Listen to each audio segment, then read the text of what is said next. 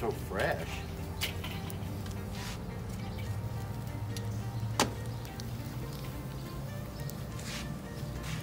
So this is how we do our oysters. Pop them open, let them warm, just simmer a little in their juices.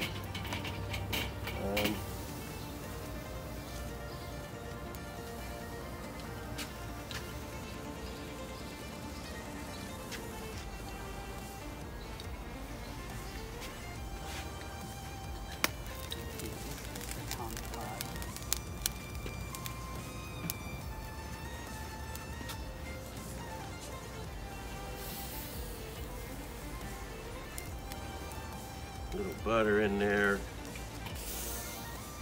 a little herb butter. Chris, I got a little Parmesan cheese. I'd like just a little spot of that on there.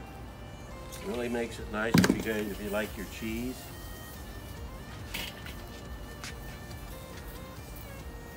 This one's not quite opening. Kind of have to just check them around when they pop. That lets you know that they're ready to go. Manteca, butter, huh? I got skimpy on that. Well, some people that are not like dairy or whatever, but we like our animal fat. So, see?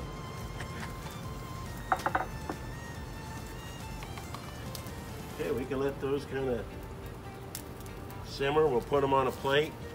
You can tell when the shell starts turning a little browner, they're ready to really come off. That's the ideal scenario on them. You don't want them overcooked, but again, everybody has their own preference. So these you're going to have to let cool too, because they're hot.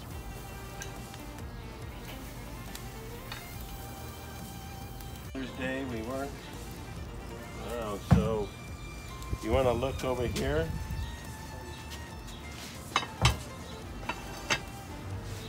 We also have a little bit of shrimp. Get them a quick grilling. Here, you guys sit down and start drinking. And I'm going to throw this little piece of ling cod, Pacific Northwest ling cod, just a nice little white fish. Hello from Coelho Winery. I'm Chris, the winemaker. This is Dave Coelho. Hello, welcome. Proprietor. So you might ask what we're doing today. So we decided to make a little video about what you probably do on 4th of July. Out, barbecuing, grilling, having some nice wines. Coelho's going to showcase our bunny series, our Willamette Valley series. All right, today we're going to showcase what we call our Willamette Valley series, what we also call our bunny line. Hey Dave, what does the bunny mean actually? So the name Coelho is a Portuguese name and it means rabbit. So we went with our logo in Portuguese. Yes, correct. I'm sorry. Yes. So yeah, as you can see the lineup there, this is our Willamette Valley series.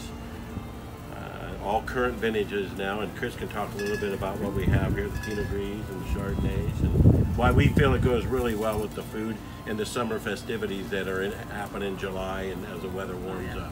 For sure. In this Willamette Valley series, we pretty much make this for restaurants, like glass pours and things like that, and since the restaurants have been kind of closed recently, yes, and so we're going to offer it to you, the public. So we're going to go over these a little bit. So we have a Pinot Gris, a Chardonnay, a Rosé, and a Pinot Noir. And you might ask, how are they different from our single vineyards? And we do make these a little bit different. We make these very easy to drink, pair well with food, and you know, but we try to maintain that Willamette Valley very bright acidity, a lot less wood on these guys, so it doesn't get in the way of the, you know, like the fruit and, you know, how it plays with food like that. So. Well, and at the price point of these wines, we do larger format fermentation. Not that that's a bad thing. Oh, I mean, no, it's just great. we become more they seem more stainless steel and more efficiency in how we do make these wines. And you know, the bottom line is, when we provide efficiency in our winery, that means we can get the wine to you at a greater value. Yeah. So like our Pinot Gris, it's all stainless steel. Never sees any wood. The Chardonnay, a big component of this is stainless steel. Correct. That way we can control the ferments, you know, keep that really bright, vibrant acidity alive. like 50% mallow to keep it nice, bright and crisp. The rosé, also stainless steel, but you know, you can use some different yeast strains and kind of play with like the fruit profile in the wine and things like that, and a lot of fun. And the Pinot Noir, this stays a little bit in tank, a little bit of neutral oak too, so hardly any new oak at all, maybe like 10%, if that. So just very easy, fruit forward, just great drinking wine. Yeah, no, it's a beautiful wine. Yeah, beautiful. So, so what are we going to pair with all these things, I know. Dave? What do you got cooking over here? I guess that's grill? what people always ask. Well, what do we eat with these wines that you guys make? So, you know, here we have some beautiful prawns here that we grilled. For the not faint in heart, you can have a jalapeno with it or whatever, a little bite. The next one is some beautiful Pacific Northwest oysters. Where'd you get those? Those look beautiful. Oh, these are beautiful. They're specialized in Northwest. Things come from the Northwest. Northwest Seafood is who I like to buy from. Great people, great little small family business. Fresh always fresh. Wow. Then on the grill, we've got some hamburgers, some sausages, got a rack of baby back ribs, codfish. So we have a little bit of everything. So we better have some of these oysters. Yeah, we better try it and taste it and see how they go together. Okay, we better try one. Then we'll figure out which wine to have with it. I know. I think. So they're usually nice and cool down a little bit.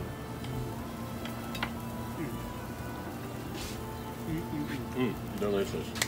All right, you know. I think with oysters, you put a little butter sauce on there, a little Parmesan cheese. I think this would go well with Pinot Gris. Okay. Nice crisp acidity. You know, I think the Gris would be well. I do like my Chardonnay as well. And the Northwest Chardonnays have much more acidity. And like Chris says, we've got some of that butter fat. We put a little Parmesan cheese on there. Oh, yeah. And I think, let's try this. Cheers. Happy Thursday. Happy late Father's Day, because you get your oyster Pinot Father's Day. Yeah, we usually do oysters at the winery during Father's Day. It's an annual thing we've been doing. I grill the oysters, make a big pot of clam chowder to showcase all the new spring wines that are coming out.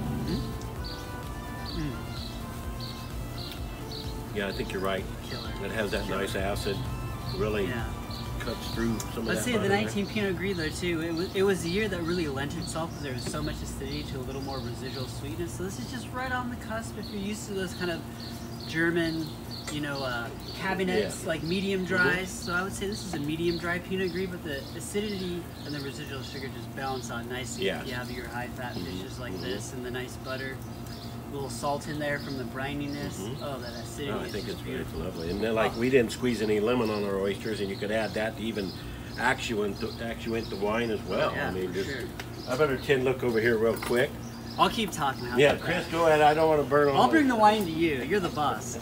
Here, take that. I like cooking and drinking wine. That's kind of my. For sure. Yeah. This Pinot Gris, woo. Very nice. We haven't had this in a while, have we?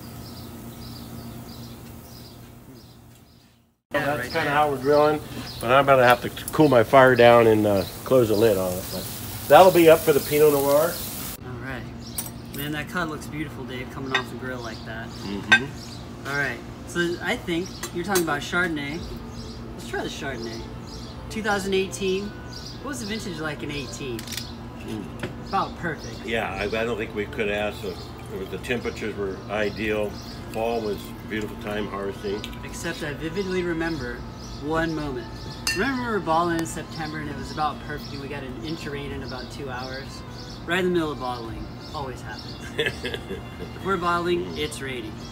Well, let's give this a whirl. Yeah, for sure. So we did some ling cod fish too. I think that's going to go. Here's a little fork there, Chris. Let's give it a taste. I just pulled it off the grill. You can see it's cooked beautifully. Fresh. Again. Excuse me. A little squeeze of lemon on there. Yeah, I think I did. I have that here, but again, the fish is so fresh. You don't really have to do a lot to it. Yeah. A little bit of seasoned salt, maybe, or whatever. Not even. But why salt. would you drink a Chardonnay with this?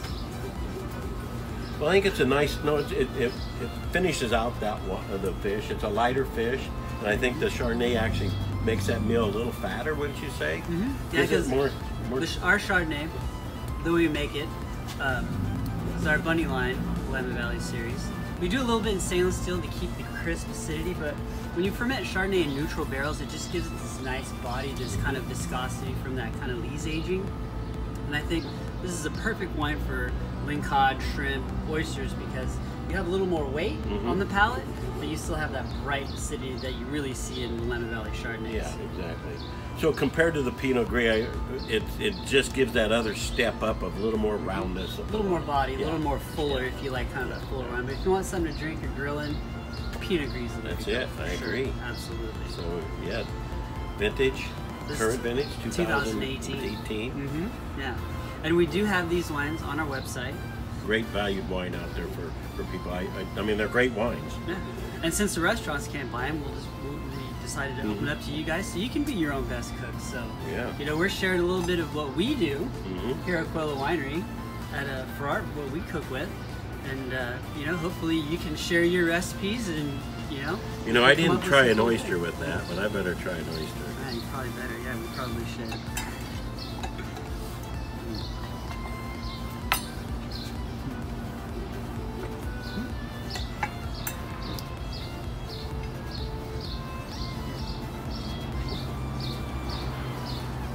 That's a delicious combination there. Really can't go wrong with that one. Friends and family, right? Works with everything. Yeah. And I would say too, like, this isn't a very buttery type of Chardonnay. Yeah. We can't really get buttery Chardonnays here in the Pacific Northwest. They're very much more crisp, much more of that kind of Puy-Frisé style, I would say, if you're going to compare it to like French style wine. Exactly. Just very crisp, easy to drink. I know I could probably drink a whole bottle. What about you? Yeah, oh yeah. So here we go. You know, look us up on the website.